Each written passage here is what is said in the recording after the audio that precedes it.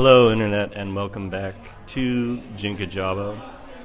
I'm at Keisan Cafe again. I'm sitting indoors, and one thing that I really like about this place is that they've had their Christmas decorations up all year. It's been hilarious. They took down some of them like a month ago, but I mean it was really weird seeing them up still in March and then again in May, and then in the summer it was quite strange, but now it's so much time has passed, it's almost November, that it's going to be relevant again. So it'll save them some decorating time. And of course I'll still come back here and I will see the same Christmas trees and stuff. It's really out there. But they'll have to change the year. And my thinking for that was that, well, of course, in China, New Year's is sort of celebrated year-round. Like, they put up decorations for the New Year and they stay on your door until the actual New Year. They take it down and change it. Anyway, with I already talked about gun control, and I was really tired that night, and it kind of wore me out, so I thought I would stick to more lighthearted news, like Eminem's terrible freestyle rap thing that he put online, which I watched, and I watched some commentary of, and it just seemed, like me struggling to grow that facial hair. And freestyling, I guess it kind of makes sense. I mean, if I were to see someone on the street do what he did in that video, I would think, oh, it's pretty good. But I've always liked Eminem for his very tight lyrics, and even I remember when he first got big, I wasn't a big Eminem fan, but I still knew the words to all his songs, and I thought it was pretty awesome. And it seemed edgy at the time. It was kind of like Marilyn Manson, It was popular, but it was edgy. It was out there. And it was dirty, It was sexual. It was rude. It was just mean sometimes. And he's changed a lot, just like the Democrats. You look at old Eminem videos where there's a video where he has two men kissing, getting married. Why a man and another man can't elope is the lyric. And he brushes them aside, and he's kind of cringing like, ugh. And it sort of reminds me of Hillary Clinton being against gay marriage and trying to come across as a traditional family woman, which is something she still held on to, but I've already talked about Hillary enough. So anyways, Eminem kind of bothered me. It was just like, what's going on with hip-hop? I don't really listen to hip-hop that much, so I don't know. But I do know what's on the radio, or I remember what's on the radio. I remember these personalities. Like Macklemore, The Thrift Shop was such a good song. And then he does this song about white privilege, which is just one of those concepts that, I've talked about it before. Like, it was coined and spread by like a theater major or something. It really doesn't have any scientific or even that much social science background to it. But Macklemore complaining about gay rights and all this, and then Eminem getting on TV and just going through the same horseshit criticisms of Trump. Like, comparing him to The Thing in Fantastic Four was pretty cool.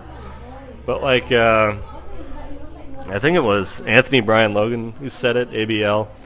It was sort of like he was just sitting on a plane and he had some time and he threw some words together.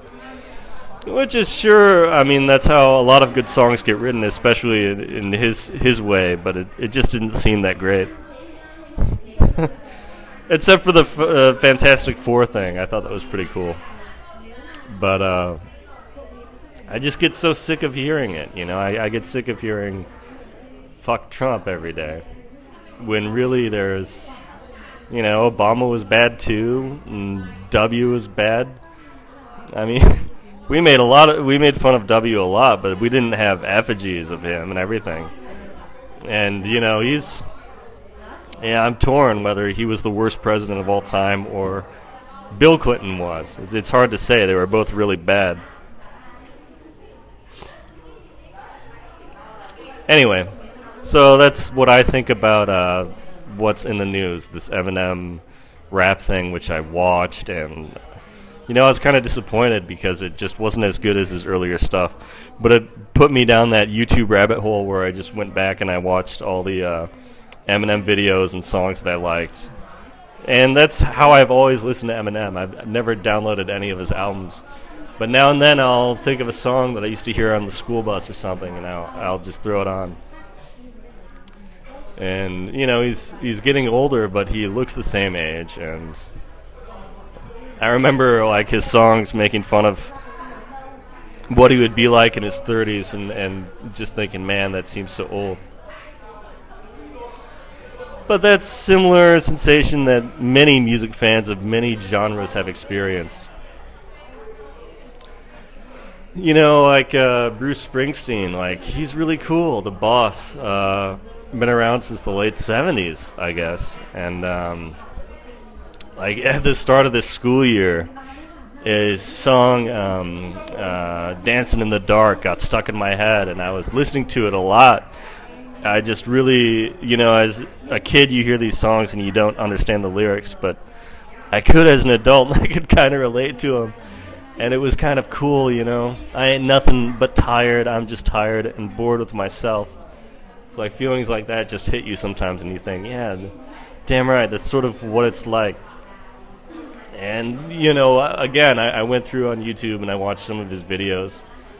And, yeah, it's not as good as I remember, really, but nothing ever is. But I appreciate it in a different way as an adult. But at the same time, you know, he is way worse than Eminem, or I guess Katy Perry is worse. But he's one of the, I mean, he's a personal friend of Hillary, and he just has these mainstream Democrat liberal views, and he pushes them on everyone, just like these Hollywood celebrities and these sleazy people in general.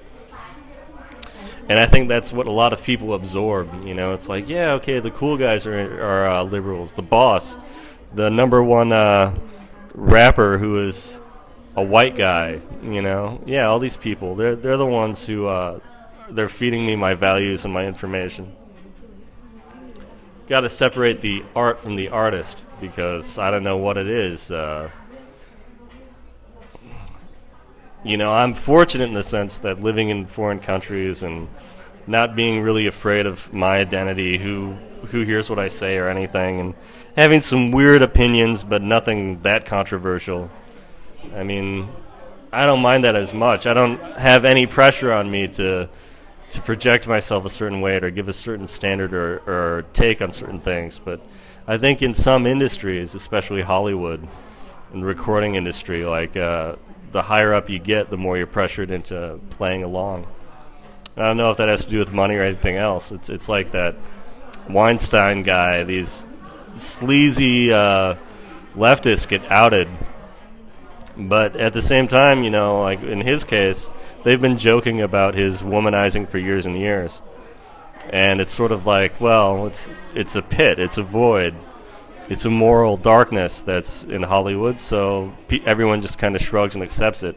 And yeah, these are the same people like Meryl Streep who are moralizing about who Trump is making fun of and how he's making fun of them.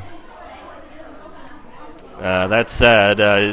This goes back to an earlier news story where she was talking about Trump mocking somebody who was disabled by doing that, like a gamey hand, I guess, is what Gavin McInnes called it. And really, Trump kind of makes fun of everyone that way, but it was still kind of rude, and it wasn't like calling out the guy's brain capacity or anything. Way off topic, I don't know. I'm doing more stream of consciousness style. I hope everyone out there likes it, but it's just easier for me to do. Okay. So yeah, Bruce Springsteen, The Boss, come on. Eminem, I don't care about these guys anymore. Who does? Or you can still listen to the music and appreciate the art without, you can still take your red pills while appreciating the music and the art and the acting and whatever else turns you on in the media. This table of really attractive Vietnamese women. Distractions every day. Fridays are bad for me. I work all freaking day. But that's about to change. New schedule, new job. And as always, more Jinka Jabo.